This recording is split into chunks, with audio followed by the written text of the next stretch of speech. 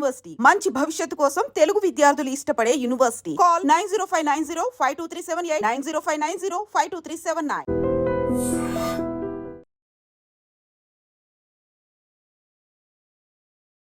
మహబూబాబాద్ జిల్లాలో దారుణమైన ఘటన చోటు చేసుకుంది. విద్యుత్ షాక్కు గురై కొత్త పెళ్లి కొడుకు మృతి చెందినటువంటి ఘటన చాలా బాధాకరం. నిన్న పెళ్లి వేడుకలు జరిగాయి. పెళ్లిలో బంధువులు, స్నేహితులు ఆర్భాటంగా జరిగిన పెళ్లి వేడుకలో ఆశీర్వదించి వెళ్లారు. అంతలోనే అదే ఇంట్లో చావు. ఒక్కసారిగా ప్రతి ఒక్కరూ తీవ్ర విషాదంలో మునిగిపోయారు. కోటి ఆశలతో అత్తింట్లో అడుగుపెట్టిన ఆ కోడలికి కోలుకోలేని దెబ్బ తగిలింది. నిన్న అంటే గంటల వ్యవధిలోనే సంబరం కాస్త మృత్యువుగా మారిపోవటం ఎవ్వరూ కూడా జీర్ణించుకోలేకపోతున్నారు. ఎందుకంటే నిన్న ఆ ఇంట్లో పెళ్లి సెలబ్రేషన్స్ అందరూ ఉత్సాహంగా పాల్గొన్నారు.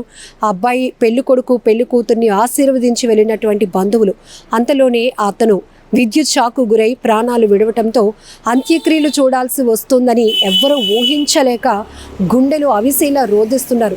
ప్రతి ఒక్కరికి ఈ విషాద ఘటనతో గుండెలు పగిలిపోయాయి. ఈ ఘటనకు సంబంధించి పూర్తి వివరాలేంటో ఒకసారి చూద్దాం. మహబూబాబాద్ జిల్లా బయ్యారం మండలం గౌరారం శివారు గ్రామం కోడిపుంజల తండ మోగబోయింది. ఇస్లావత్ నరేష్ అనే యువకుడి వివాహం నిన్న అంటే మే 19వ తేదీన ఏపీలోని కృష్ణా జిల్లా కంకిపాడులో అత్యంత ఘనంగా జరిగింది.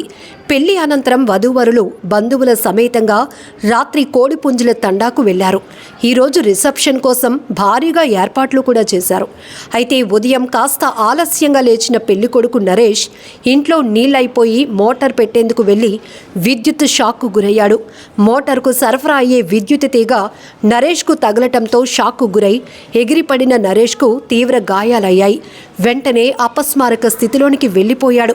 ఇది గమనించిన బంధువులు విద్యుత్ సప్లై నిలిపివేసి హుటాహుటిన ఆసుపత్రికి తరలించారు. కానీ మార్గ మధ్యలోనే నరేష్ ప్రాణాలు విడిచాడు. విషయం తెలుసుకున్న నవవధువు బోరున విలపించిన తీరు ప్రతి ఒక్కరిని కన్నీరు పెట్టించింది. తాళి కట్టి 24 గంటలు కాకముందే తెంచేశావా దేవుడా అంటూ ఆమె ఏడుస్తుంటే ఆపటం ఎవరి తరం కాలేదు. బంధువులతో కలకలలాడాల్సిన పెళ్లి ఇల్లు విషాదంతో నిండిపోయింది. శుభకార్యానికి వచ్చిన బంధువులు అంత్యక్రియలో పాల్గొనాల్సి రావటం అందరినీ కలిచివేసింది. నిన్న పెళ్లి నేడు మృత్యువాత పడటం వార్త తెలిసిన చుట్టుపక్కల గ్రామాల ప్రజలు పెద్ద ఎత్తున తరలి వచ్చారు. అయ్యో పాపమంటూ కుటుంబ సభ్యులను ఓదార్చారు. ఏది ఏమైనా ఈ వార్త ప్రతి ఒక్కరిని కదిలిస్తోందనటంలో ఎలాంటి సందేహం లేదు. నిజంగా ప్రస్తుతం ఉన్నటువంటి సమాజం దేనికి ప్రయారిటీ ఇస్తుంది? ఆర్థిక సంబంధాల చుట్టూ మాత్రమే తిరుగుతుంది. మళ్ళీ ఎన్నికలంగానే చాలా విరక్తి కలుగుతున్నాం. మంచి అనిపిస్తుంది కదా, లేడీస్ కూడా ఛాలెంజింగ్ జాబ్స్ చేసినప్పుడు చాలా బాగుంటది. ట్రాఫిక్ అసిస్టెంట్స్ గా నియమించిన ట్రాన్స్జెండర్స్ అందరితో సాల్యూట్ చేయించుకుంటున్నారు. ఫుడ్ డెలివరీ ఇవ్వటానికి వెళ్ళినటువంటి డెలివరీ బాయ్ అనిల్ పై కళ్ళ ముందు